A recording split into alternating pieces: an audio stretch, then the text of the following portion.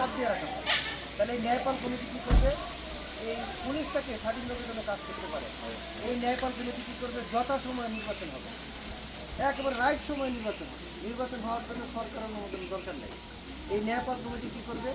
বাংলাদেশের যে প্রশাসনিক অবকাঠামোটা আছে, যে প্রশাসনিক দপ্তরগুলো আছে, প্রশাসনিক যে প্রধান দপ্তর আছে, ওখানে একজন করে ন্যায়পাল কমিটি থাকে। ধরেন আপনি একটা সেবা নিতে ওখানে গেলেন, সেবা আপনি বুঝতেছেন যে সেবাটা আপনি করছেন না, সরকারিভাবে রাষ্ট্রীয়ভাবে সেবাটা আপনি পাচ্ছেন না, তাহলে ন্যায়পাল কমিটির সদস্য যিনি থাকবে তার কাছে আপনি তুলনা করে বলতে পারবেন যে দেখেন অ্যাকচুয়ালটা এরকম, রাত এরকম অন্ধকার, দিন এরকম আলো।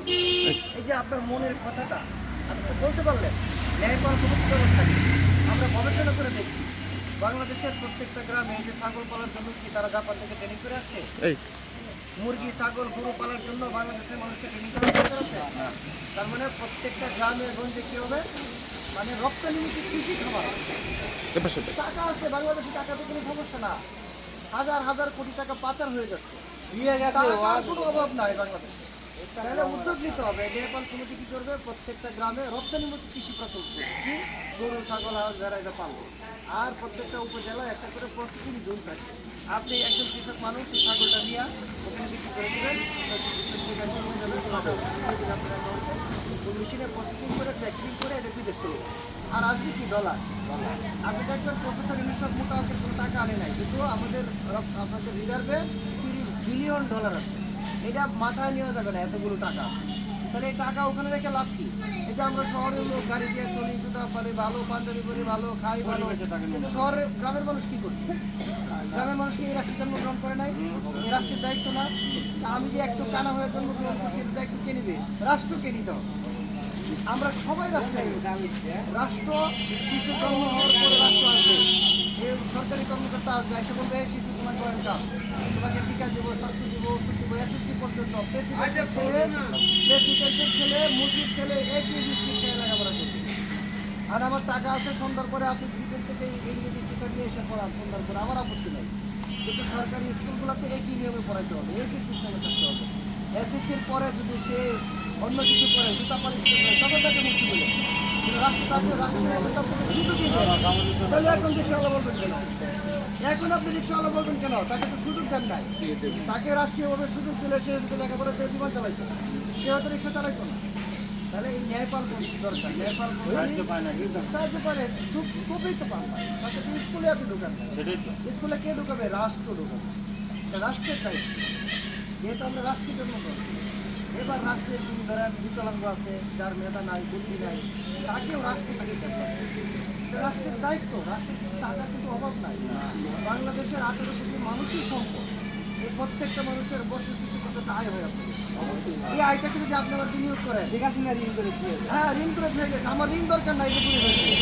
আপনার যদি ঋণ না থাকে তাহলে বছর শেষে এই টাকাটা আপনি একটা ছাগল কিনবেন, পরের বছর দুটা কিনবেন, তারপরের বছর তিনটা কিনবেন, গরু কিনবেন, তারপরে বছর গরুর ফার্ম দিবেন, তারপরে আপনারা 10টা লোক কাজ করবে, এইভাবে ডিপেন্ড হয়েছে, এইভাবে বিশ্ব উন্নতি হয়েছে। আমাদের দেশের সরকার আপনাদেরকে সুসংগঠিত হতে হবে। আপনি মনে করেন না আমি হলো যে রাসূলুল্লাহর আদর্শ মানি, রাসূলকে প্রতিষ্ঠিত করলে তার যে পর্যন্ত জেরো না দিব এ পর্যন্ত রাস্তায় থাকেন, বেরোন না। যদি বলেন যে আপনি রাসূলের আদর্শে রাজনীতি করেন, বা আমি তো আওয়ামী লীগ করি, আমার তো দেশ করে ফেলবেন, আপনি বললে ভাই আপনি তো এই রাস্তায় আসছেন কেন? ওই যে রাসূলকে গালি দিচ্ছে, এই জন্য ওরা জেলে দিতে আসছি। তাহলে ভাই আপনি রাসূলের আদর্শে লঙ্গি পড়েন, ডাক্তার উপরে লঙ্গি পড়েন, রাসূলের আদর্শ। হ্যাঁ, আপনি অনুযায়ী এক কালারের চাকরি দিচ্ছেন কেন? রাসূলকে এক কালারের জামা যা মার করে দিচ্ছে, সে মুসলমান এক কালারের জামা পড়বে। তাহলে আসেন, রাসূলকে বলেছে যে কাউকে গালি না দিতে, তাহলে আপনি গালি দিচ্ছেন কেন?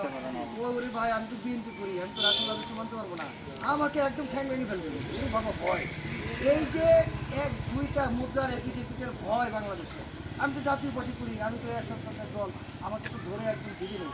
এই যে ভয় মানুষের মধ্যে ঢুকছে, এই যে ভয় ভীতিকর পরিস্থিতি ঢুকাইছে 54 বছরের ইতিহাসে, এই ভয় থেকে আপনাকে বেরিয়ে আসবে। আপনি একজন মানুষ, একজন প্রেসিডেন্ট আর একজন সাধারণ নাগরিক, জীবনের মূল্য কি সমান কিনা? প্রেসিডেন্ট মরে গেলে কি তার মূল্য বেশি? তার জীবনের মূল্য আপনার জীবনের মূল্য সমান। সুতরাং সাধারণ মানুষকে মায়ের মতো দেশটাকে ভালোবাসতে হবে। আপনি কি আপনার মায়ের শরীরে কিছু ফেলে দিতে পারবেন? বাজারে ফেলে দিতে পারবেন? বিড়ি খেয়ে ফেলতে পারবেন? তাহলে রাস্তায় ফেলবেন কেন? রাস্তাটা তো আপনার দেশ, আপনার মা, এটা আপনার মা। সুতরাং আপনার দেশে, আপনার মায়ের দেশে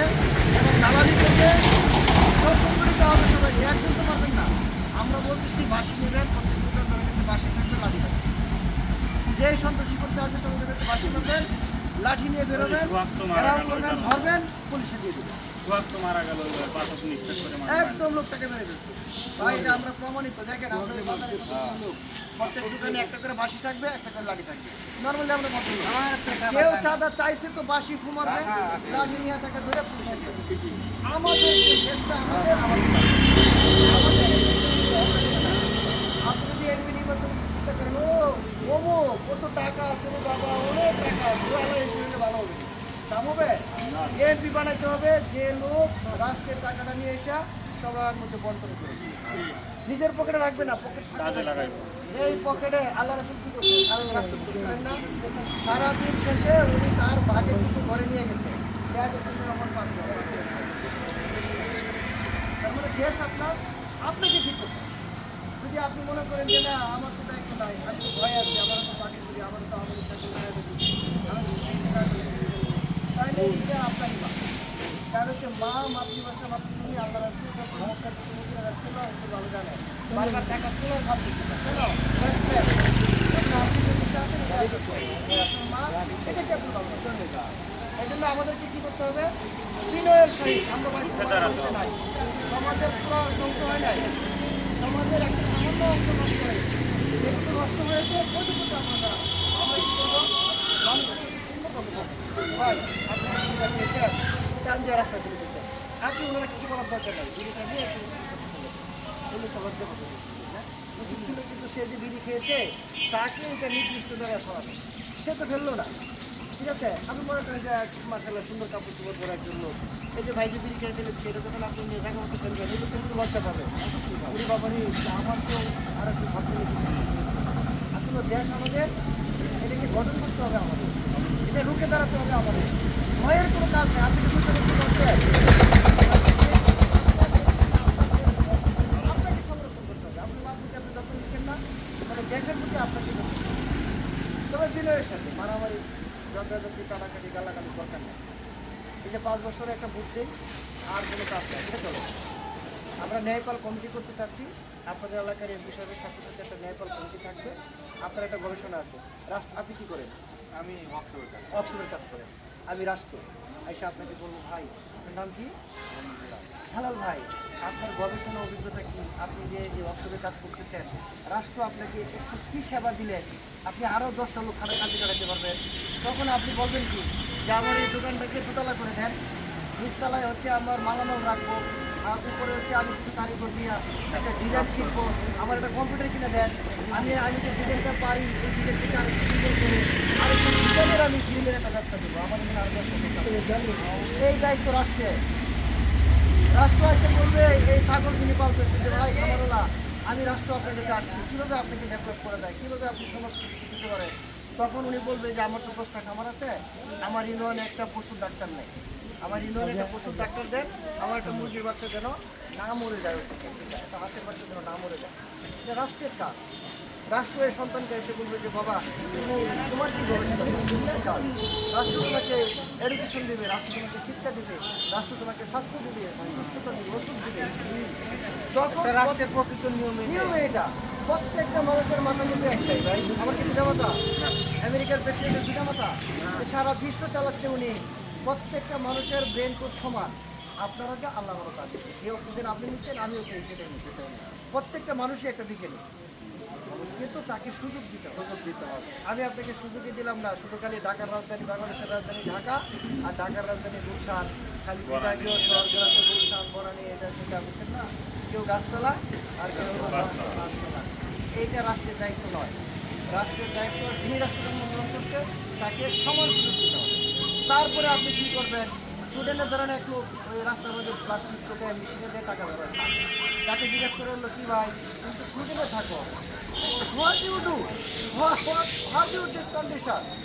ওই লোক বললো ভাই আমি এত খারাপ ছিলাম, সরকার আমার মানে চাকরি দিতে, শিক্ষা দিতে, সব দিচ্ছে, কিন্তু আমি ভাই খারাপ পাবো, সারাদিন চুরি করতে করতে বাটপারি করতে করতে আমার কার্ড শেষ, সরকার থেকে যে কার্ড দেয় এটা মাইনাস হয়ে টাকা বেরোয়।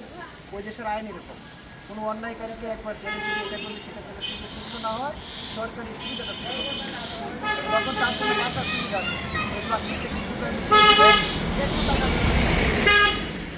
তার মানে সে নিজের মুখে স্বীকার করছে রাষ্ট্র আমাকে এত সুবিধা দিচ্ছে কিন্তু আমি কিছুই করতে পারলাম না এর কারণ হচ্ছে যে হুজুর আরো বলতে পারবো মায়ের পেটে যখন মানুষ আসে প্রথমে মাথাটা তৈরি হয় ব্রেন কোষটা তৈরি হয় তার মানে ব্রেন দিয়ে আপনি কোনো খারাপ কিছু করতে পারবেন ব্রেনের হিসাব আল্লাহ তার মানে প্রত্যেকটা মানুষ আসলে মানুষ হিসাবে জন্মগ্রহণ করে প্রত্যেকটা মানুষই একটা কর্ম করতে পারে তার সাথে একটা বিকেট রাষ্ট্রপতি দেওয়া হয় তাহলে সেও একদিন অনেক বড় 18 কোটি মানুষ আমরা এই দেশের সম্পদ টাকা বাংলাদেশের সমস্যাই না 2 কোটি মানুষ প্রবাসী পান্তাবাদকে 30 লাখ টাকা 30 লাখ টাকা পাঠায় এখন এবার বিদেশে যে নিজে কাঁচামরিচে পান্তাবাদকেও 30 লাখ টাকা পাঠায় সর্বনিম্ন 30 লাখ টাকা পাঠায় 2 কোটি ইন্টু 30 ইন্টু 12 ইন্টু 1 বছর 75 লক্ষ কোটি টাকা আসে বিদেশি টাকা থেকে তাহলে আমি যে বলতেছি প্রত্যেকটা গ্রামে যে আপনি রপ্তানি কৃষি প্রকল্প করবে টাকা পাবেন টাকা দিয়ে দেশের সমস্যা টাকা সমস্যা না এই যে আপনি বুঝে যাচ্ছেন আরো বেশি করে না কেউ পাঠায় 50 কেউ পাঠায় 1 লাখ আমি বিদেশ থাকি 12 বছর এই যে দেখতে 12 বছর দেখেন না 1 লক্ষ 1.5 লক্ষ 2 লক্ষ কামাই করছে না তাহলে এই যে সরকার বাংলাদেশে আসছে এখন আপনাকে সরকার আপনার কাছে যাবে যে আপনি যে এত বছর বিদেশ করছেন আপনার অভিজ্ঞতা কি আপনার একটা অভিজ্ঞতা আছে না বিদেশে যে কাজটা করছেন আপনি বলবেন এই কাজটা বাংলাদেশে করে আমার আন্ডারে আরো 50 লোক কাজ করে